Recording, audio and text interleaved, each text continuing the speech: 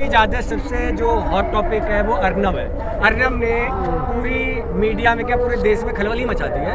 500 page की chat जो viral हो रही है उसमें 4 मुद्दे सबसे गंभीर हैं। एक मुद्दा है जिसमें पुलवामा और जितने भी आतंकवादी घटनाएं होती थी उससे पहले पता चल जाता था ये सही हो रहे, तो ऐसे पत्रकार को किस तरह की जगह आप बोलना चाहोगे? देखिए, सबसे पहली बात आपने करी पुलवामा की, तो सबसे पहले पुलवामा को लेकर 4 पंक्ति पढ़ूंगा कि पुलवामा में देश के वीरों ने जो जान देश पर वारी है, पुलवामा में देश के वीरों ने जो जान देश पे वारी है, ये दुश्मन की औकात नहीं, ये अपनों की गद्दारी है, ये अपनों की गद्दारी है। हमारे देश के वो तमाम नेता जो रहते इस देश में हैं, गाते इस देश में हैं, लेकिन पसंद उन्हें पाकिस्तान की बिरयानी आती है।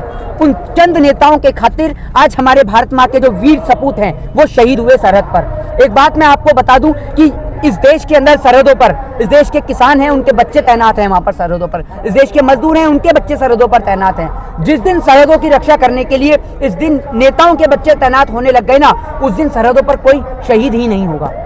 नेताओं के बच्चे नहीं है सरहद पर, इसीलिए वहां पर शहीद हो रहे हैं। और दूसरी ओर आपने बात करी अर्नब गोस्वामी जैसे दलाल पत्तल चाट पत्रकारों, ये ऐसे पत्रकार हैं जिन्हों को जितना बोला जाए उनके लिए उतना ही कम है। एक बात मुझे आप बताइए, जिस तरीके से अभी आपने देखा कि किसानों को लेकर जांच एजेंसी उनके घर पे पहुंचती है, पता करती है कि आखिर फंडिंग आ कहां से रही है।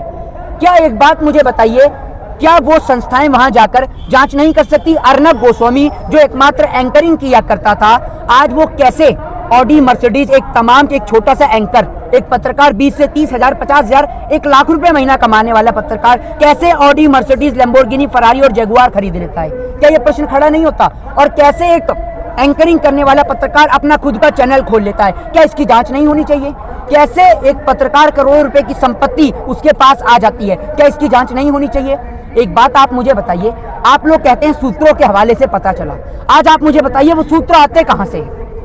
कहां है वो सूत्र? मुझे बताइए उन सूत्रों का नाम। उन सूत्र के अंदर आपकी सरकार बताती है या आपकी कोई जांच एजेंसी है वो बताती है? आपको ये नहीं पता कि आपके एक सूत्र के कारण कश्मीर से कन्याकुमारी तक देश के अंदर दंगे हो जाते हैं, देश के अंदर एक भाई दूसरे भाई का सर कलम कर देता है, और आप लोग इतना कहकर सिर्फ हाथ झाड़ लेते हैं कि सूत्रों के हवाले से पता चला है।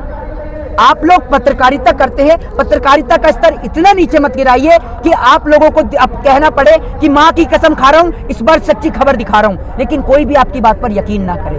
तो ऐसा स्तर मत लाइए, इतना आपसे निवेदन है। अर्नब की चैट में एक और बात लीक हो रही है, उसमें हो रहा है कि जज को खरीदने तक की बात की जा रही है, क्या कहें? इसके अंदर हर चीज खरीदी जा रही है भैया, समझ रहे हैं आप? जितनी पाकिस्तान में संस्थाएं हैं नहीं ना, जितनी कंपनियां नहीं है, उससे ज्यादा हमारे साहब बेच चुके हैं।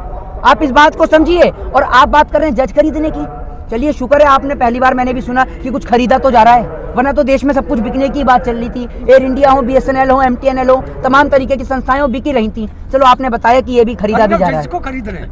अरे भैया, अर्नब गोस्वामी जैसे दलाल पत्रकार, आज आप समझ रहे हैं ना कि जेल में अगर गया था तो क्यों गया था? बिल्कुल सही गया था। और हम लोग पूर्ण रूप से, मैं महाराष्ट्र पुलिस को सैल्यूट करता हूं, दिल से सैल्यूट करता हूं कि अर्नब गोस्वामी जैसे दलाल पत्तल चाट पत्रकारों की असली जगह है तो वो जेल के अंदर ही है। और इसके ऊपर CBI जांच को गठित किया जाना चाहिए और देश के प्रधानमंत्री जी से इस बात का स्टेटमेंट लिया जाना चाहिए कि आखिर आप इसको लेकर अपनी क्या राय रखते हैं। और देश के तमाम नेता और देश के वो तमाम मंत्री जो अर्नब गोस्वामी की गिरफ्तारी को लेकर अपने बयान और अपनी टिप्पणी को लेकर कह रहे थे कि आज देश का चौथा स्तंभ खतरे में है। अरे क्या उस दिन इस देश का चौथा स्तंभ खतरे में नहीं होता जब गौरी लंकेश की हत्या की जाती है?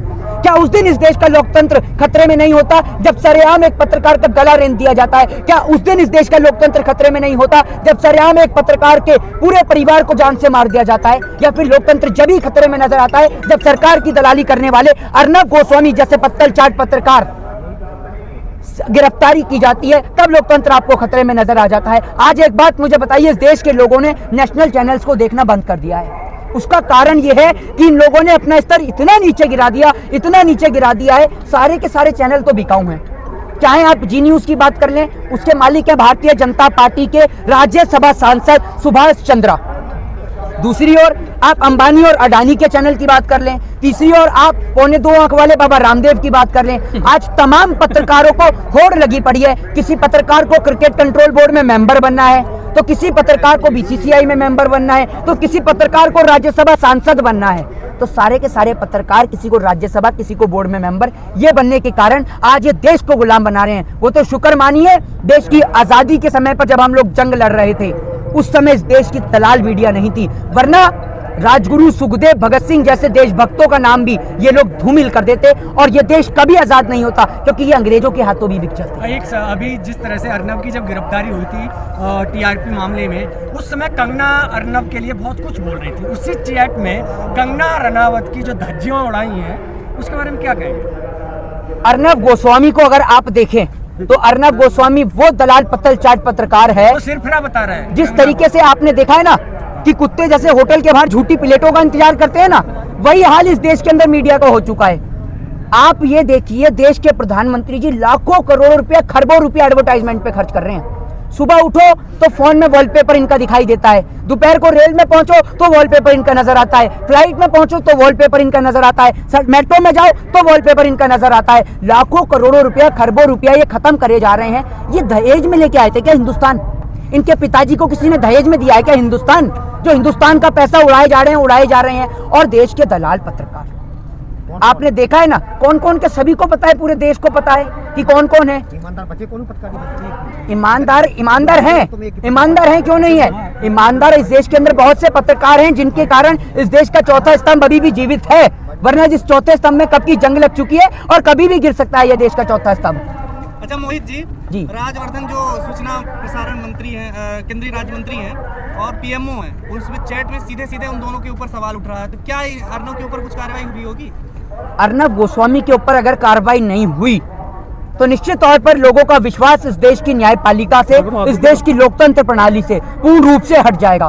देश के प्रधानमंत्री, देश के राष्ट्रपति, देश के गृह मंत्री, तीनों से निवेदन है कि अर्नब गोस्वामी जैसे पत्रकारों के खिलाफ कड़ी से कड़ी कानूनन कार्रवाई की जानी चाहिए, ताकि कोई भी इस देश के अंदर एक ऐसा मैसेज क्रिएट किया जाए कि चाहे इस देश का पत्रकार हो, चाहे इस देश के अंदर कोई भी व्यक्ति हो, जो भी इस देश की आंतरिक सुरक्षा के साथ में खिलवाड़ करेगा या किसी भी प्रकार का घोटाला करेगा तो उसको एक ही सजा दी जाएगी। जो सजा इस देश के गरीब व्यक्ति को दी जाती है वही सजा इस देश के अंदर पत्रकार को भी दी जानी चाहिए। व्हाट्सएप चैट पे क्या कार्रवाई हो सकती है आखिर? क्यों नहीं हो सकती? आप एक बात बताइए, पुलवामा अटैक की अगर जानकारी है तो आप इसको छोटी मोटी बात समझते हैं क्या? ये हमारे देश का मामला है और हमारे देश की सरकार, हमारे देश की सैटेलाइट ये तो बता देती है कि अगर पंजाब में पराली जल रही है तो उसका धुएं से यहाँ दिल्ली में पॉल्यूशन हो रहा है, लेकिन सैटेलाइट ये नहीं बताती कि आखिर कौन से इनके पिताजी वो यहाँ पर 350 किलो RDX और जेलेटिन लेकर घुस गए। आप एक रिवॉल्वर लगाकर दिल्ली का बैरिकेड क्रॉस नहीं कर सकते और वो 350 किलो RDX और जेलेटिन लेकर देश की सरहद के अंदर घुस जाता है। आखिर इसका जिम्मेदार है तो है कौन, ये बताइए आप। लेकिन जो जज के बारे में बात कर रहा हूँ, सुप्रीम कोर्ट से सीधे छूट जाते हैं रातों रात, तो क्या लगता है कि ये कैसे फंसेंगे? इतने बड़े लोग हैं। आप अगर बात करें, इस देश के अंदर इतने सारे केसेस पेंडिंग है, इतने सारे केसेस पेंडिंग है कि लोगों की सुनवाई नहीं होती है। और देश के अंदर बहन बेटियों के साथ हुए बलात्कार को लेकर सबसे बड़ी बात, सजा नहीं होती, सुनवाई नहीं होती। आप एक बात मुझे बताइए, आसाराम, राम रहीम, कुलदीप सिंह सेंगर, चिन्मयानंद, नित्यानंद आज तक बाहर क्यों घूम रहे हैं? क्यों जेल के अंदर इनको खाली बैठाकर रोटी खिलाई जा रही है? क्यों इनके लिए मौत का कानून नहीं आता? जब निर्भया के दोषियों को फांसी की सजा होती है, बहुत अच्छी बात है, तो इन तमाम लोगों को क्यों नहीं होती है? इस बात का आप जवाब दीजिए ना, क्यों नहीं देते आप इस बात का जवाब? इस देश के अंदर, इस देश के नेताओं ने जो इस देश के कानून की धज्जियां उड़ा रखी हैं। और आप एक बात बताइए, आपकी नजर में आपको लगता होगा कि ये व्हाट्सएप चैट है?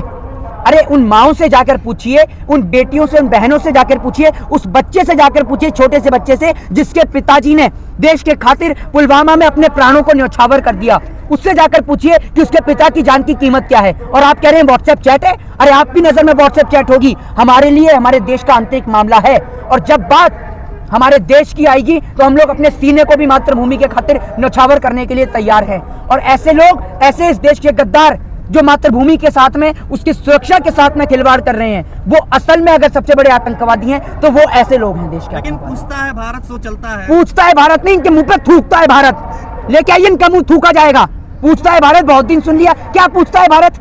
क्या पूछता है? भारत ये पूछता है कि देश के अंदर बहन बेटियों के साथ अत्याचार क्यों हो रहा है? भारत ये पूछता है देश का किसान सड़क पे क्यों बैठा है? भारत ये पूछता है कि आज देश के अंदर युवाओं को रोजगार क्यों नहीं मिल रहा? भारत ये पूछता है देश की संपत्तियों को क्यों नीलाम किया जा रहा है? पूछता है भारत। ये नहीं पूछता भारत कि आप टीआरपी स्कैम घोटाला कैसे करते हैं। ये नहीं पूछता भारत कि मोदी जी क्या खाते हैं। ये नहीं पूछता भारत कि मोदी जी की मां ने कितने पैसे निकाले। ये नहीं पूछता भारत कि मोदी जी ने कौन से शौचालय में जाके टॉयलेट करी। ये नहीं पूछता भारत। आपने दलाली की सारी सरहद और सीमाओं को क्रॉस कर दिया है यार। आप लोगों ने इतना स्तर गिरा दिया, कम से कम सोच के देखिए कुछ गरिमा मान मर्यादा को। देश के अंदर कैसे विश्वास होगा लोगों को? वो कश्मीर से कन्याकुमारी तक बैठे लोग आपको देखते हैं, सुनते हैं, लेकिन आप तो दलाली में ऐसे मशहूर हो गए हैं कि कुत्ते भी एक बार को प्लेट चाट के चले जाते हैं, लेकिन आप तो वापस वहीं पे बैठे हुए हैं। ये कुत्ता भी जिसकी रोटी खाता है वो भी वफादारी करता है यार। आप लोग देश के साथ लेकिन कितनी सजा होगी आखिर अब जब ये अर्नब की चैट वायरल हो गई तो क्या सजा होनी चाहिए इनके ऊपर? ये इस बात का फैसला इस देश की जुडिशरी लेगी, और अगर ये फैसला इस देश की जनता के हाथ में होना तो जुडिशरी कहाँ से लेगी? जज को खरीदने की बात चल रही है। कहाँ से लेगी? जज को खरीदने की बात चल रही है। जज को अगर खरीदने की बात चल रही है तो आप एक बात मुझे बताइए कि इस देश के अंदर अभी भी ऐसे जज हैं। एज अ लॉ स्टूडेंट मैं भी जुडिशरी पे बिलीव करता हूँ, बट इस देश की सरकार, देखिए एक बात मुझे निश्चित तौर पर आप समझिए कि अगर जुडिशरी खरीदी जाती है तो क्यों खरीदती है और कौन खरीदता है? आखिर कहीं ना कहीं जज के ऊपर प्रेशर डाला जाता है, उसको प्रेशराइज किया जाता है, जिस कारण जज बिकता है। लेकिन इस देश की जुडिशरी पे आज भी देश के लोग बिलीव करते हैं, और अगर लोग जुडिशरी में नहीं जाएंगे तो कहाँ जाएंगे जनाब? जज तो खरीदते जाओगे, कहाँ जाएंगे? आज भी इस देश के अंदर ऐसे जज हैं जो निष्पक्षता करते हैं, जिन लोगों को मरना मंजूर है, लेकिन देश का, भारत माँ का सौदा करना हरगिज मंजूर नहीं।